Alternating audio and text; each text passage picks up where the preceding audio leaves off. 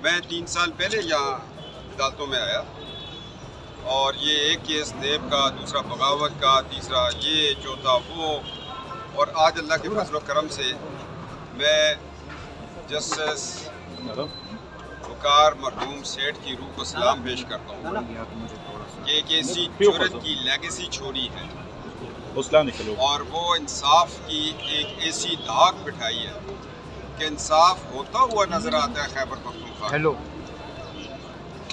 और आज कोर्ट की मीडिया टॉक्स वो शख्स हमें मौजूद नहीं है, मगर मैं पूरे पाकिस्तान में फ़ख्र से ये कहता होता हूँ कि अगर किसी ने इंसाफ देखना है, जुर्रत देखनी है, तो आओ मेरे सूबे खैबर पख्तूनख्वा की अदालतों में देखो कि लोग खुदा खौफी सामने रख के कैसे फैसले करते हैं।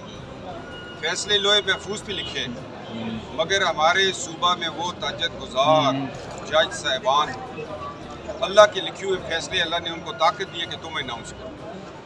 इंसाफ मिला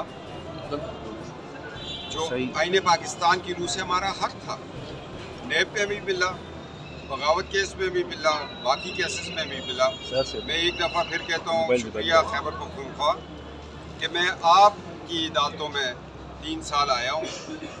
अगर मैं कहीं और होता तो शायद ये प्रेशर जो आता था,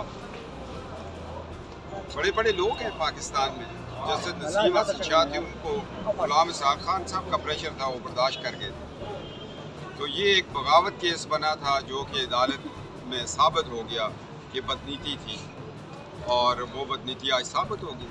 अल्लाह ने हमें सुरखरू कर दिया।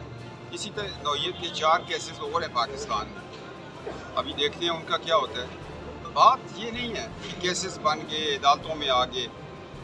हौसला उस वक्त मिलता है कि जिस वक्त जज साहिबान के सामने खड़े हो, उनकी चेहरों को देखे तो उससे नूर झलक रहा हो, तो फिर बंदा मुतमईन हो जाता है। उसको पता होता है वकील हो ना हो, मैं खुद बोलूँ, फाइल बोले और मुझे इंसाफ मिलेगा, और मुझे इंसाफ मिला और अपने सूबे में मिला। YouTube पर गुगली टीवी देखने के लिए youtube.com की सर्च बार में गुगली टीवी टाइप करें। गुगली टीवी के पेज पर सुर्ख रंग के सब्सक्रिप्शन वाले बटन पर क्लिक करना ना भूलिए। YouTube पर अपलोड होने वाली वीडियो से बाखबर रहने के लिए बेल आइकॉन पर क्लिक कीजिए। आपको हर नई आने वाली वीडियो के बारे में नोटिफिकेशन मौसूल हो जाएगा।